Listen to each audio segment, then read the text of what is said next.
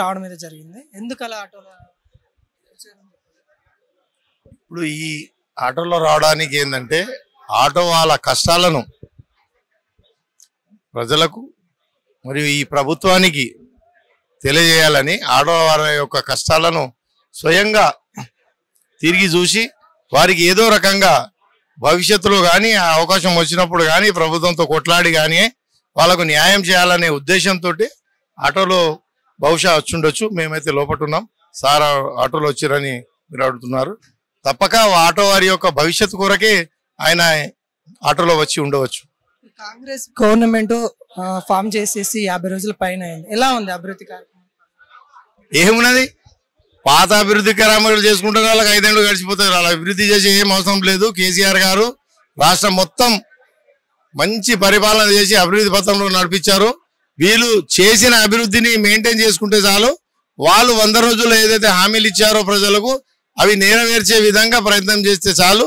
అవి అభివృద్ధి సంగతి ఎటున్నా ఇచ్చిన 6 గ్యారంటీలు అమలు చేస్తే అది ప్రజలకు ఎంతో మేలు కోల్పిన వాళ్ళు అవుతారు.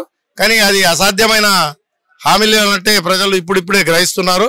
భవిష్యత్తులో కాంగ్రెస్ కు ఆ హామీల పట్ల వ్యతిరేకత వచ్చి వారకు గద్దె దించే వరకు ప్రజలు పోరాడతారు. దానికి మేము కూడా ప్రజలకు తోడుగా హామీల కొరకు అమలు చేయడానికి మా బీఆర్ఎస్ పార్టీ కార్యకర్తలుగా మేము కూడా ప్రజల వెంట ఉండి ఆ హామీలు అమలు చేయడానికి ప్రభుత్వంపై ఒత్తిడి తెస్తాం. అంటే కాంగ్రెస్ గవర్నమెంట్ ఏదైతే ఉందో 100 రోజులలో ఇచ్చిన గ్యారెంటీలు 6 గ్యారెంటీలు మేము అమల్లోకి పెడతామని అన్నారు. ఇప్పటికీ 2 అయిపోయినాయి, ఇంకా 2 పెట్టడానికి కూడా సిద్ధంగా ఉంది. మీరేమో అంటున్నారంటే అవి అయ్యే పనులు కాదన్నట్టుగా చెప్తా ఉన్నారు.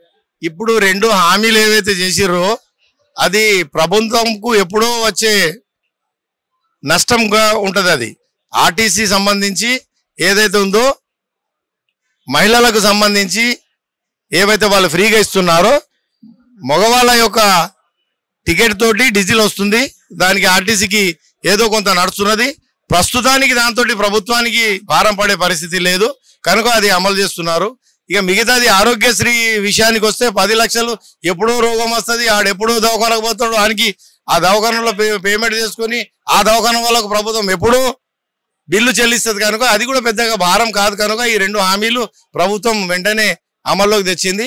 మిగతా ఏవైతే హామీలు ఉన్నాయో మహిళలకు 2500 ఇస్తామన్న హామీ, మరియు 500 గ్యాస్ సిలిండర్లు, ఇంకా ఫ్రీ కరెంటు, మరియు వికలాంగులకు వితంతువులకు ఏవైతే పెన్షన్లు ఉన్నాయో దానికి 4000 ఏదైతే హామీ ఉన్నదో అది అమలు చేస్తే ప్రభుత్వము ఒక లెక్కకు ఉంటుంది. కానీ ఏదో నామమాత్రంగా 2 హామీలు అమలు చేస్తున్నాం కదా అంటే అది ప్రభుత్వానికి ఇప్పుడే భారం పడే స్కీములు కావు కనుక దానికి అమలు చేస్తున్నారు.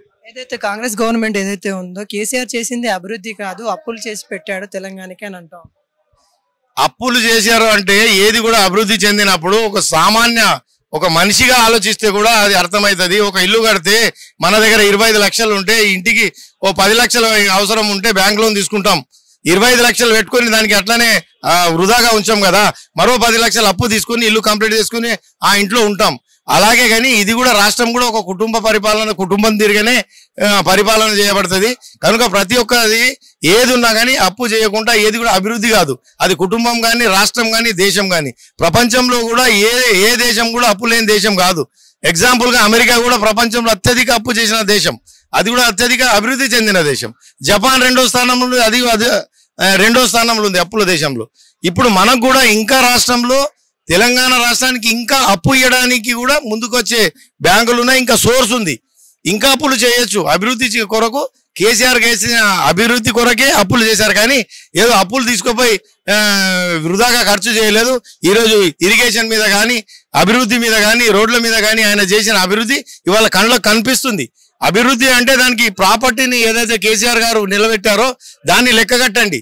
ఇప్పుడు కరెంటు విషయానికి వస్తే సబ్స్టేషన్లు ఎన్ని ఉండే, ఇప్పుడు ఎన్ని ఉన్నాయి, ఇప్పుడు రోడ్లు ఎట్లా అయినాయి, గవర్నమెంట్ ఆఫీసులు ఎన్ని అయినాయి, దాన్ని కూడా లెక్క కట్టాలి కదా. అభివృద్ధిని లెక్క కట్టండి, అప్పులను కూడా లెక్క కట్టండి. దానికి సరితూగే విధంగానే అభివృద్ధి చెందింది. కానీ కేసీఆర్ గారి పాలన ఇటు అభివృద్ధి అటు సంక్షేమం 2 కళ్ళ తిరిగా ప్రజలకు అన్ని రకాలుగా అన్ని వర్గాలకు న్యాయం చేసే విధంగానే పరిపాలన సాగింది. ఆ విధంగా కాంగ్రెస్ జన్మలో చేయలేదు. అది ఇంకా కొద్ది రోజుల్లో ప్రజల ముంగిటికి వస్తుంది. అప్పుడు వాళ్ళకు సావు దెబ్బ పడుతుంది.